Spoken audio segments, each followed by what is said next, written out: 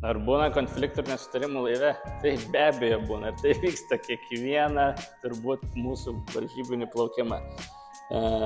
Tai tas įvairios sąlygos, įvairios situacijos, jos priveda prie tam tikrų, sakykime, diskusijų. Įvardinčiau jau to didžiojo konfliktą, nes po tų diskusijų tai yra, kadangi mes esam vyrai, mes to pykčio nelaikom, greitai viskas nueina į tą patį vandenį atgal ir sekantis plaukimas jau būna sekančios diskusijos.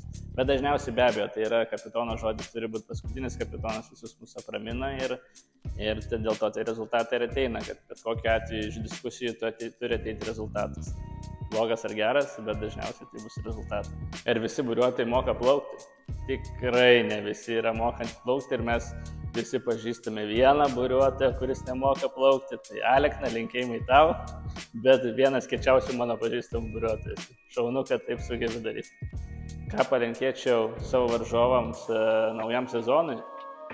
Būti pilnai pasiruošę, nes mes kiekvieną dieną tobulėjam, kiekvieną dieną stengiamės, šnekamės, kaip mes duosim visiems skūrą, tai būkit pasiruošę, ateina Alfeta.